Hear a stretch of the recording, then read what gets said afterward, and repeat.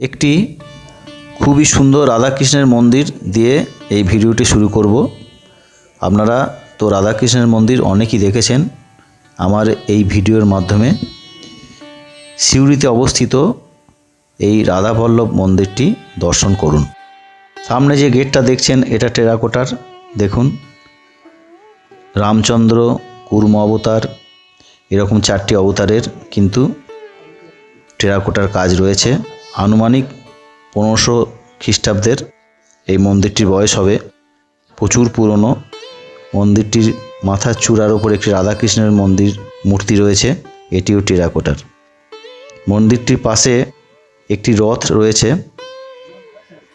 এই রথটি রথযাত্রার দিন বিশেষ শোভাযাত্রার অনুষ্ঠানের মাধ্যমে রথটি সিউড়ি শহর পরিক্রমা করে।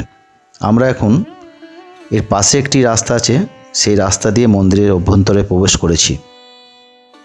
অভ্যন্তরে প্রবেশ করি, যেটা চোখে পড়ল সেটা হচ্ছে অতিথি নিবাস। মন্দির চত্বরটি বেশ বড় আকারের। অনেকগুলো থাম্বের মাধ্যমে একটি বড় সড়ো আট মন্দির রয়েছে। সামনের একটি রয়েছে রামচন্দ্র ও জগন্নাথের মন্দির। এটা হচ্ছে জগন্নাথ ও রামচন্দ্রের রঘুনাথের মন্দির, তার পাশে অতিথিশালা। মূল মন্দিরের নাট মন্দিরটি বিশাল বড়। অনেকজন লোক এখানে বসে ধর্মকথা শুনতে পারে। মন্দিরটির মধ্যে রয়েছে ভগবান শঙ্করের একটি মন্দির। মন্দিরটির মূল গেট টেরাকোটায় অবস্থিত। মন্দিরটি একটি বিশাল বড় মাপের এবং এই মন্দিরের মধ্যেই ভাগবত গীতার অর্জুনের যুদ্ধের একটি ছবিও রয়েছে এবং তার শ্রীকৃষ্ণের বা নারায়ণের যে প্রধান বাহন গরুর, সেই গরুরের একটু মূর্তি এখানে আমরা লক্ষ্য করছি। খুবই সুন্দর মনোরম একটি রাধাকৃষ্ণের মন্দির। আপনারা ভারতবর্ষ তথা পশ্চিমবঙ্গে অনেকগুলো মন্দির দেখে থাকবেন। আমার কাছে এই মন্দিরটি খুবই ভালো লেগেছে। মন্দিরটির প্রতি দেয়ালে ছত্রে ছত্রে রাধাকৃষ্ণের বাণীগুলো লেখা আছে। দেখুন এটা হচ্ছে পুতনা বধ, শ্রীকৃষ্ণের বাল্যলীলার। দেখুন আরেকটি ছবি আপনাকে দেখাচ্ছি, কংসবধ, শ্রীকৃষ্ণ দ্বারা কংসবধ, এটিকেও ফুটিয়ে তোলা হয়েছে। আরেকটি দেখুন, এটা হচ্ছে বস্ত্রহরণ, গোপীদের বস্ত্রহরণ। এবং এটা দেখুন দেবাদিদেব মহাদেব শ্রীকৃষ্ণের দর্শন লাভ করে ধন্য হচ্ছেন। এই ধরনের সুন্দর সুন্দর চিত্র এবং গীতার উপদেশ দিয়ে কিন্তু মন্দিরটিকে ভরানো হয়েছে।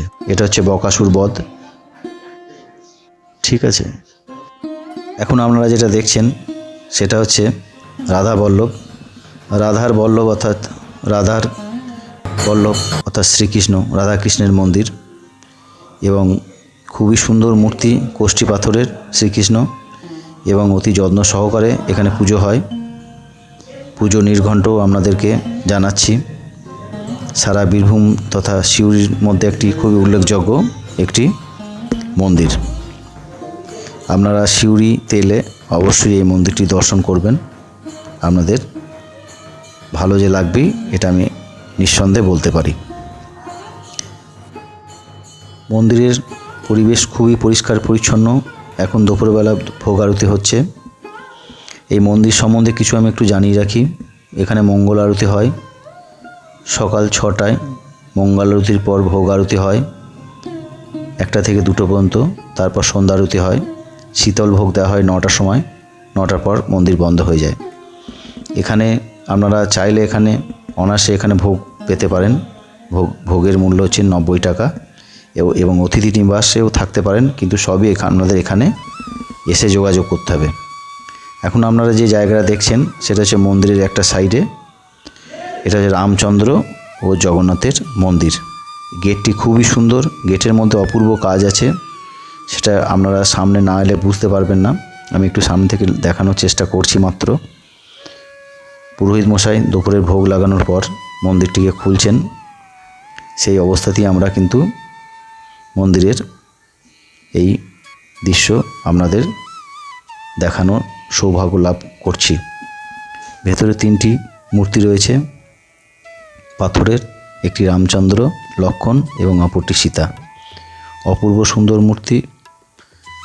এত সুন্দর মূর্তি খুব কম জায়গাতেই আছে। এর পাশেই রয়েছে জগন্নাথ, বলরাম ও সুভদ্রা এবং এক পাশে রয়েছে বজরংবলীর মন্দির। একদম ছিমছাম, খুবই সুন্দর, নিখুঁত একটি মন্দির। আমাদের সনাতনীদের কাছে একটি আদর্শ হতে পারে। আপনারা সিউড়িতে এলে এই মন্দিরটি অবশ্যই দর্শন করবেন। মন্দিরটি খুবই সুন্দর এবং মন্দিরে যে মূল দ্বার সেটাও আপনাদের একবার দেখালাম। এই মন্দিরটি সিউড়িতে ঠাকুরবাড়ি নামে পরিচিত। ভিডিওটি দেখবেন, ভালো লাগলে শেয়ার, সাবস্ক্রাইব করে